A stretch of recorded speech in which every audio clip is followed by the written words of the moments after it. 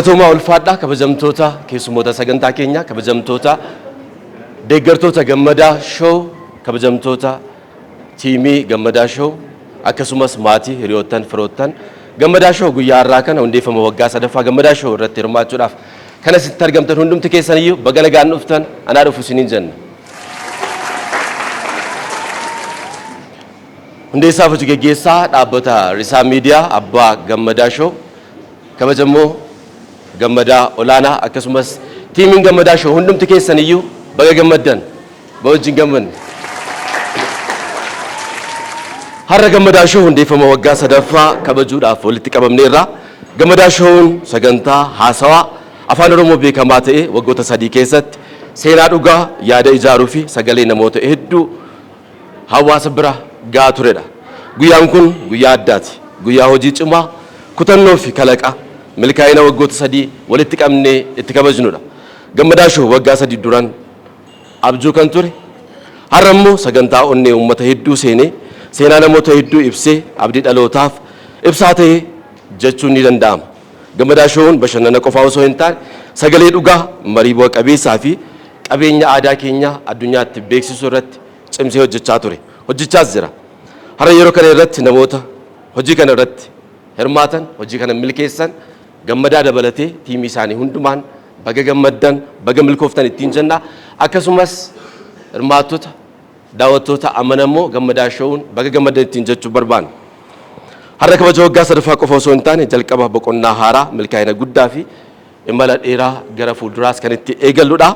Kanaaf har'a waliin haa gammannu waliin haa kabajnu milkaa'ina kaleessaas haa yaadannu egeree caaluufis abdii haa orannu isiniin jechuun barbaada.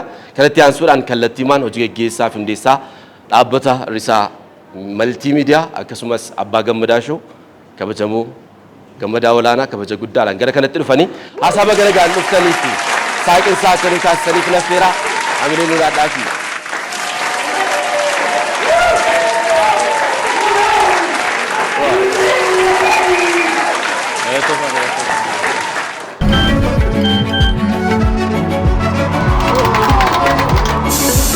The Nexus L 127 L 131 L 2028 The Nexus qabadhaa addunyaa waliin tarkaanfadhaa Itiyoo Telekoom irraa.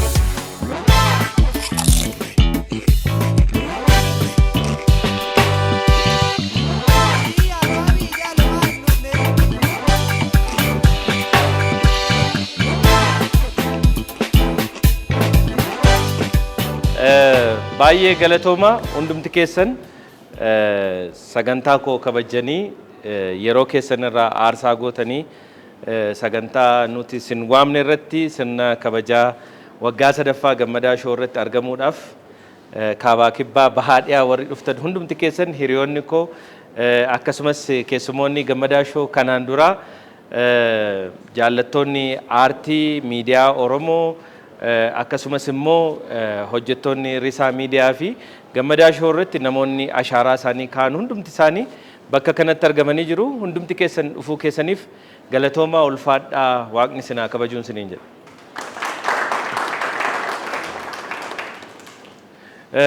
Egaa Gammadaa Show imala waggaa 3 keessatti bu'aa bayii hedduuti kan argine akkasumas keessummoota hedduudha kan uummata keenya biraan geenye. Hanga ammatti waggoota 3 kana keessatti gara namoota 160 olii seenaa isaanii jireenya isaanii akkasumas hojii isaanii akkasumas mul'ata isaanii uummata isaanii biraan akka gahanii fi dhageettii akka argatan akkasumas ammoo seenaan isaanii akka dhokatee nafne namoota hedduu bakka isaan jiranii baasnee gara keessanitti dhiyeessaa turre.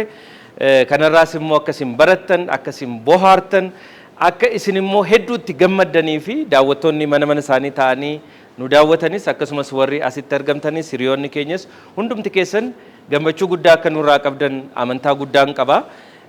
Egaa seenaa miidiyaa Oromoo keessatti waggoota 3 itti fufanii hojjechuun baay'ee waan ulfaataadha. Sababiin isaa haalli mijataan miidiyaa Oromootiif waggaa 3 guutuutti fufiinsaan hojjechuudhaaf nama dandeessisu hin jiru. Akkuma baay'een keessan beektan miidiyaaleen Oromoon baay'een isaanii Gammadaa Shows dabalatee sponsora gahaa hin qabnu. hojiin production hojiin waan miidiyaa irratti hojjetamu baay'een isaa immoo maallaqa guddaa kan barbaadu productioniidhaaf ammoo hojjetaadhaaf meeshaawwan teknooloojiin yeroo ammaa qabu hundumaa guuttatanii san keessa dhaabbatanii hojii kana hojjechuun yeroo hundumaa TV irratti mul'achuu danda'uun yeroo hundumaa productionii kana uummatatti dhiyeessuu danda'uun yeroo hundumaa daawwattoota keenyaaf keessummoota ni malu jennu barbaannee bakka isaan jiranii dhiyeessuun baay'ee ulfaataa ture garuu kana hundumaa keessa darbinee waggaa 3 gahuu dandeenyeerra kun adeemsa keenya keessatti adeemsa guddaa tarkaanfii guddaadha jennee amanna egaa warri faranjoota akkuma jedhan milkaa'ina kee xixiqqaas kabaji waan jedhaniif milkaa'ina keenya xiqqaa imala keenya baay'ee dheeraa ta'e keessa ishee gabaabduu kan waggaa 3 kana immoo hiriyoota keenya wajjin jaallattoota keenya wajjin yoo kabanye irratti caalaatti warra kaaniifis kaka'umsa guddaa ta'uu danda'a jajjabina ta'uu danda'a akkasumas immoo warreen gammadaa show daawwatan mana isaanii ta'anii gama YouTube'iinis gama TV'tiinis daawwatan hunduma isaanii immoo kabajuu nu waliin waan imaltaniif waan nu jaallattaniif nu daawwachaa waan turtaniif yaada keessan qeeqa keessan nu kennaa waan turtaniif hangammaatti as geenyee guddannee waggaa 3 geenyee jirra isa kanaaf immoo imalli kun imala kan koo qofaa miti yeroo baay'ee wanti hin dubbatamne gammadaa show irratti gammadaadhuma argitu gammadaa duuba immoo hojjettoota baay'eetu jira gammadaa show dhiibanii fuulduratti warra baasan waan tureef hundumti keessan galatoomaa ulfaadhaa jenna inni kaan egaa ispoonsaroota keenya gammadaa show hanga sagantaa kana waggaa 3 eegale keessatti ispoonsaroota gara seenanii habaan yeroo gabaabaadhaaf iyyuu haa ta'u malee ispoonsaroota gara 6 tokko qabna turre hunduma isaaniitiin immoo isaaniinis galatoomaa ulfaadhaa gargaarsa keessan deeggarsa keessan maallaqa keessaniin ala hojiin kun hin milkaa'u ture jenna carraa kanaan immoo warri gara fuulduraattis gammadaa show ispoonsar gootanii nu waliin hojjechuudhaaf oomishaaf tajaajila keessan nu waliin beeksifachuu barbaadan hundumti keessan immoo nu cinaa taatanii oomisha keessan tajaajila keessan beeksifachaa gammadaa show akkasumas immoo miidiyaa Oromoo yoo deeggartan afaan keenya aadaan keenya duudhaan keenya addunyaa irratti mul'achuu danda'a jennee waan amannu isiniif dhaamna hundumti keessan waan argamtaniif waan asitti na waliin turtaniif ammoo gammachuun koo daran guddoodha egaa sagantaa baay'ee dheeraa hin qabnu sirna isin galateeffachuu fi isin waliin maatummaa keenya jabeessu akkasumas immoo irbaata waliin qooddachuudha kan hangammaatti taasifnu egaa hanga xumura qophii keenyatti immoo nu waliin turaa jenna ammasi hundumti keessan warri dhuftanis warri mana keessan teessanii nu daawwachaa jirtanis ulfaadhaa galatooma gammadaa show hedduu isin jaallataa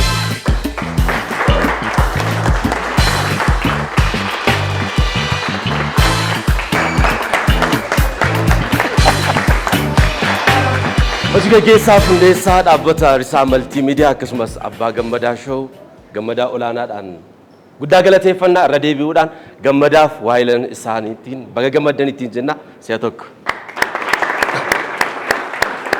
Ulfaadhaa galatoomaa sagantaa bal'aa hin qabnu kanatti aansuudhaan firoottan hiriyoottan akkasumas namoonni baay'een keessan sagantaa gammadaa show irratti hirmaattaniitu gara fuulduraatti gammadaa show irraa maal eegdu ergaa ga'uu qabaattan akkasumas hawwii fi yaada keessan daqiiqaa muraasa keessatti bakkuma isin teessanitti yaada keessan kan isin irraa fudhannu ta'a sana booda immoo sirna keekii muruus ni qabna kallattiimaan amma namoonni ergaa qabdan hawwii keessan akkasumas immoo miira keessan akka ibsattaniif daqiiqaa 10 akkas nuuf laatameera so bakkuma isin jirtanitti dhufneetu ergaa keessan isin irraa fudhanna galatoomaa. Chaanaalii ETV Afaan Oromooti.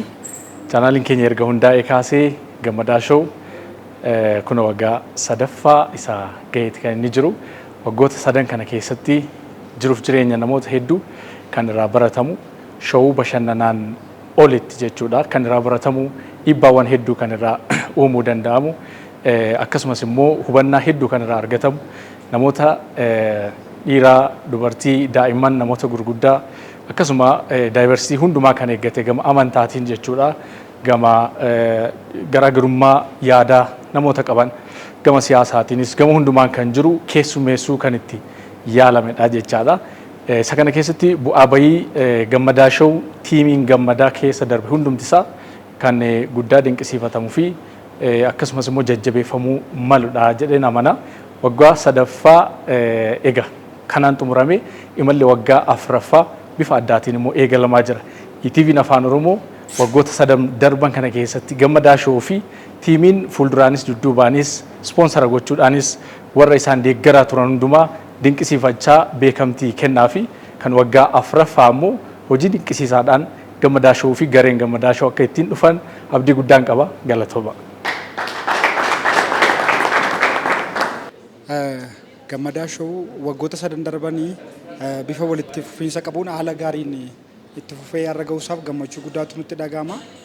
Baga geessanii kana caalaa immoo itti fuftanii akkuma baratame keessummoota gurguddoo namoota namni irraa baratu ittiin bohaaruu akka dhiyeessitan ammas abdii isin irraa qabna. Jabaadhaa. Galatooma. Gammadaa show baga gammaddee gammadaa olaanaa sagantaa kana waggoota sadiif bu'aa bahii akkasumas immoo kallattii adda addaatiin danqaawwan jiran hunda keessa darbite cichoominaan waggaa sadii ga'uu jechuun waan salphaa miti. Kun immoo cichoomina addaa barbaada, of kennuu barbaada. Kanaaf baga milkoofte kana booda immoo waggaa 30ffaa kabajuutiif nu haa gahu. Kana caalaa akka inni bal'atee guddaa akka inni ta'u abdii guddaan qaba. Kiruunis immoo gammadaa show dudduuba jirtan hundumti keessan iyyuu milkaa'ina sagantaa kanaatiif gaheen keessan olaanaadha. Kanaaf gahee guddaa taphattu waan ta'eef isinis baga gammaddan jechuun barbaada. Kana caalaa milkaa'e, kana caalaa guddadhu, bal'adhu. Kumaa fi kumaataman illee daawwatamaa jirta, miliyoonaanis daawwatamaa jira. Egaa sanaa ol immoo sadarkaa idil addunyaatti show filatamaa akka inni ta'uuf abdii guddaan qaba. Baga milkoofte. Congratulations Gammee, bagattiin si ga'ee. Waggaa sadii salphaa miti, wantoonni si dhaaban baay'een jiru turanii jalqabuun salphaadha. Of course namni waa laalee yookiin dadammaqee yookiin bibirratee yookiin abjuu argeen jalqaba. Jalqabuu miti consistency itti fufanii hojjechuu danda'uun waan salphaa miti. Waggaa sadii akka talk show nama dhuunfaadhaan produce ta'utti dhaabbata dhuunfaa dhaabbata nama dhuunfaadhaan produce ta'utti waggaa sadii hojjechuu keetti baay'ee simboonna. Jabaadhu fakkeenya nu taateetta nusi sirraa waan baay'ee barannaa itti fufanii hojjechuun salphaa miti of fooyyessaa deemuu kun waan hedduudha waan ta'eef waan baay'ee sirraa baranneerra bagattiin si ga'ee nu jabaadhu Gammee.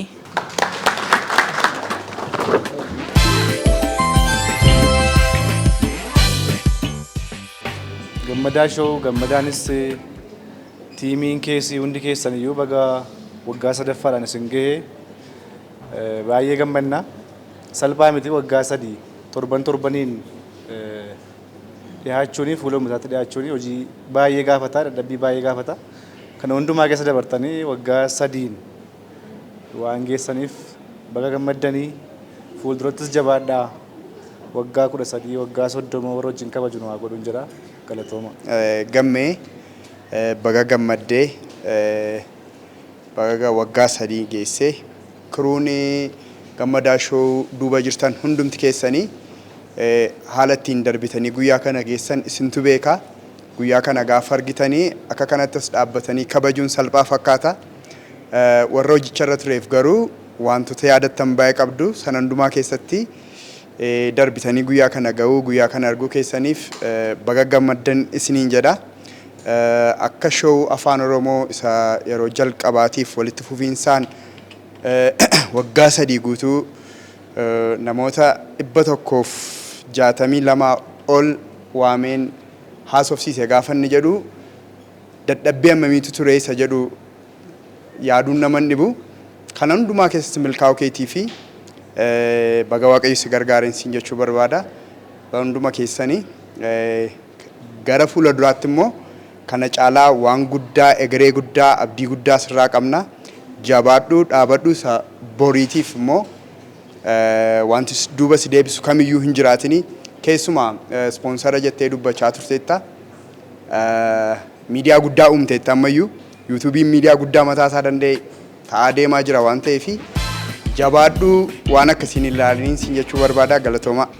Duraan dursaa gammadaa show baga gammaddan nan jedha gammadaa shoo baga gammaddee nan jedha baga ittiin sigee nan jedha gammadaa shoo akka inni duraan dursa akka inni iddoo hundumaatti beekamu akka inni ciccimee iddoo hundumaa akka inni ga'u abdii guddaan qaba. Gammadaa shoo nan daawwadhaa gammadaa shoottis nan gammada yeroon ilaalu nan gammadaa shoo ilaaluttis baay'een gammada. Galatoomaa isiniin jedha baga ittiin sigee gammadaa shoo.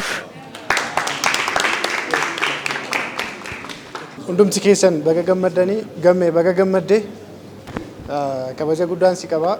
Seenaa shoo Oromoo keessatti seenaa isa jalqabaadha. Waggaa 3 geenyee jirra. Baay'een gammade hundumti keenya baay'ee gammanneerra jedhanii yaada. Daawwattoonni gammadaa shoo karaa TVs karaa YouTubes baga gammaddanii imalli gammadaa shoo itti fufa. Amma waggaa 3ffaa geenyee jirra. Kanas dabarree kan kabajnu ta'a. Gammarra deebi'uudhaan baga gammaddeen siin jedha. Ulfaadha fayyaa ta'a.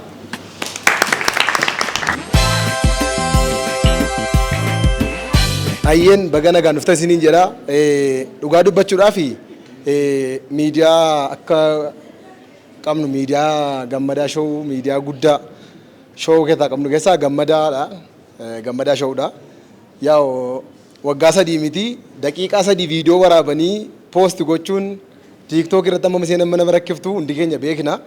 Kan ammoo waggaa 3 amma kana danda'anii hojjechuun qeeqa namaa keessumaa qeeqa namaa danda'anii nama keenya arraba isaa danda'anii amma kana cimanii dhaabachuun waan guddaadha. Al ta'u qaamilee kennaafi shoo akka guddaatti qabnu keessaa gammadaa shoodha. Hundi keessan beektu. Ammas taanaan immoo kana caalummaa jabaatee qeeqa jirus jabina jirus walumaan wal qixxeessee akka inni itti fufuu fi nuunis amilee guddaan akka jabeessinu daawwattoonni keenyas keessatti iyyuu immoo yuutuubii irratti namni keenya baay'ee gadi bu'aadha. Yuutuubii irratti baay'ee gadi bu'aadha. Keessumaa sagantaa afaan Oromootiin dhiyaatu keessatti yuutuubii irratti baay'ee gadi bu'aadha. Yuutuubii irratti galtanii akka daawwattanii asumaan dhaamsasanii dabarsa. Gammadaa shoo baga ittiin sin ga'ee gammadaa olaanaa baga gammaddee thank you galatooma. Duraan dursa gammeedhaanii baga gammadde jechuun barbaada. Itti aansuudhaan gammadaa shoon imala hedduu darbuudhaan waggaa 3ffaa isaa ga'eedha kan inni jiru. Kana keessatti immoo bu'aa bayii hedduu akkasumas hawaasa keenya biratti jaallatamummaa guddaa horachuudhaan keessattuu afaan Oromoodhaan imala amma kana deemuun milkaa'insa guddaadha. Ammallee jabaadhu itti fufii akkasumas gara fuulduraatti si wajjin jira jechuun barbaada. Baga geessee baga gammaddeen jedha galatooma. Hundumti keessanii hordoftoonnii fi daawwattoonni gammadaa shoo fageenyaa fi dhiyeenya irra teessanii sagantaa kana hordofaa kan jirtanii fi hordofaa kan turtan hundumti keessanii baga guyyaa har'aa kana geessanii baga ayyaana kabajannaa waggaa 3ffaa gammadaa shoo geessan jechuun jaalladha. Hamileen naasimadhaa gammadaa shoo Usmaan. Egaa gammadaa shoo jalqabaa episoodii jalqabaa weellisaa Hirphaa Gaanfuree irraatii kaasee hanga kan dheengaddaa obboleessa keenya Jorgoottiin daawwachaa tan ture. Namoonni baay'een illee fageenyaa fi dhiyeenya irra taa'anii daawwachaa turani. Egaa sagantaa kana tamsaasuun baay'ee ulfaataadha. Bu'aa bayii hedduu qaba. Akka ogeessa miidiyaa tokkoottiin wanta xiinxalee wantoota hedduun qaba. Akkasumallee gammadaa jalqaba irraatii kaasee wantoota baay'ee koomentii godha. Akkasumallee kiruu isa booda jiran illee koomentii gochaa. Akkasumallee gammadaan illee koomentiiwwan isaaf kennaman fudhateetu fooyyessee akkasumallee ga'oomsee yeroo ammaa kana akka sadarkaa idil addunyaattiin dhageettii godhachaa nama jiruu fi shoo dhageettii guddaa argachaa jirudha. Asumaanii hamilee akkanaa laattaniin barbaadan malee. Egaa akka Oromoottiin wanta isinii dhaamuu barbaadu namoonni na daawwachaa jirtanii hundumti keessanii wal hamileessuu haa barru, wal jabeessuu haa barru. Akkasumallee waliin taanee hojjechuu haa barru. Walirraati haa dhageenyu. Namoonni yuutuubii obboleessa keenya gammadaa shoo kan gammadaa olaanaa fooloo yookaan immoo saabskraayib godhin jirtan hundumti keessan akka saabskraayib gootan jecha akkasumallee dhaabbileen keenya gurguddoon fageenyaa fi dhiyeenya irraati sagantaa keessan akkasumallee hojii keessanii namoota baay'ee miliyoonota bira geessifachuu barbaadanii karaa gammadaa shoo beeksifadhaa isiniin jechuudhaan affeerraa guddaa isiniin gochuun barbaada. Hundumti keessanii baga gammaddan isiniin jechuun barbaada. Ulfaadha. Ergaa baga geessay akkasumas yaada jajjabinaa fi hawwii keessan hundumaa fi guddaa galatoomaa ulfaadhaa isiniin jenna. Kallattiimaan gara sirna keekii muruutti kan dabarru ta'a. Faajif dhamaatii waggaa 3 booda guyyaa irraa milkaa'ina wajjin kabajuudhaaf sirna keekii muruu kan geggeessinu ta'a. Kabaja guddaadhaan gara kanatti naffeera abileen lolaadhaa fi irra deebi'uudhaan gammadaan shoo baga gammaddee cichoominaa fi dhamaatii hedduu booda waggaa 3ffaa kabajuudhaaf maatiin firoottan hiriyaan hundumtiyyuu bakka argamanitti guyyaa kana arguu keetiif irra deebi'uudhaan baga gammaddee kallattiimaan gara sirna keekii muruutti kan dabarru ta'a. Akkasuma hawwina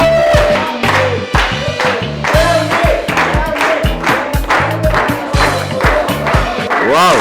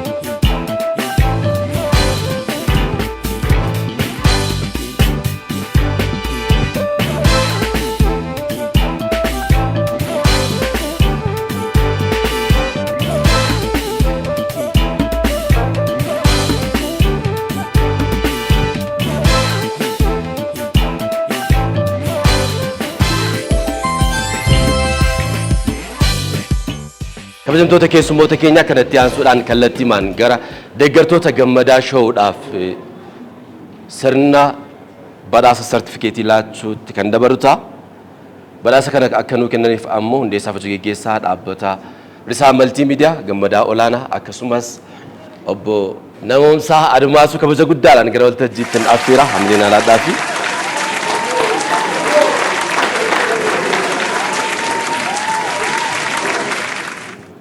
gammadaan show cimee milkaa'ee waggoota 3f imalee arraa akka ga'uuf dhaabbilee tumsa taasisaniif waraqaa ragaa isaaniif laannoo rageenye jirra. Itiyoo Telekoom Amalee Dilaataa Awwaash Bank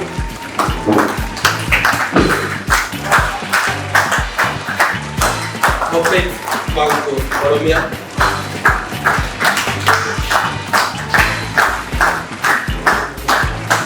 Ireland Hostal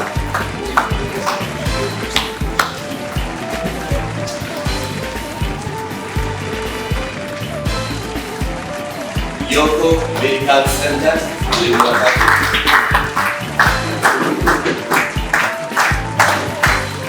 Holata Steel Factory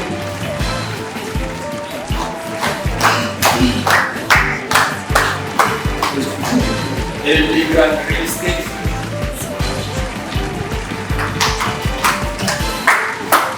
The True Coffee Catering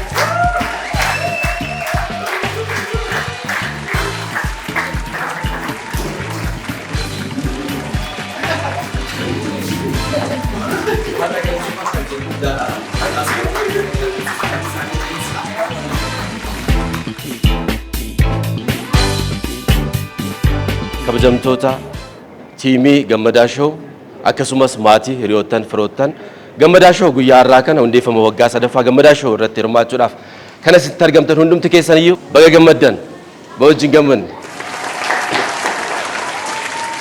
Yaansuudhaan irbaata nyaanneetu gara mana keenyaatti gargar facaana galatoomaa.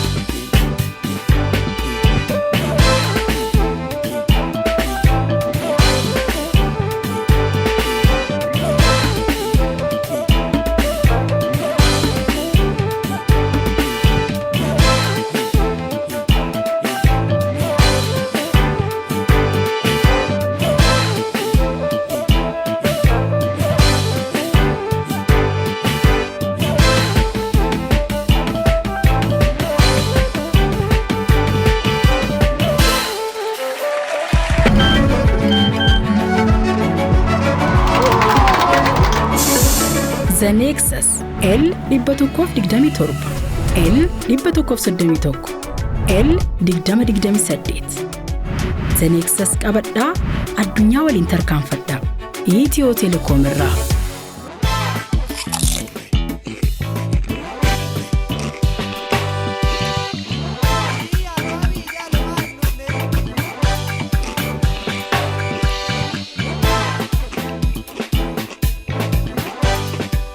Egaan kabajamtoota daawwattootaa fi hordoftoota Gammadaa Show sirni kabajaa waggaa sadaffaa Gammadaa Show kan guyyaa har'aa kana fakkaatu ture maarree warreen mana keessan teessanii nu daawwattanis asitti argamuudhaan kan waliin kabajjan keessumoonni Gammadaa Show duraanii hiriyoonnii fi maatiin keenya hundumti keessan galatoomaa ulfaadhaa jenna maal kana qofaaree akkasumas gareen Risaa Miidiyaa guyyaa har'aas sagantaa kana haala gaariitiin bareechanii tottolchanii isin biraan ga'uu keessatti gaheen isaanii olaanaa ture guyyaa har'aas direct gochuudhaan kan waliin turte Antikoo Isaayyaas kaameraa fi editingiidhaan Biqilaa Mitikuu fi Abdii Jireenyaa turanii hunduma isaanii galatoomaa ulfaadhaa jenna Gammadaa Show torban dhufus sirna kabajaa waggaa sadaffaa sagantaa addaatiin kan walitti deebinu ta'a hangasittuu nama torbanii nu taasisu nagaatti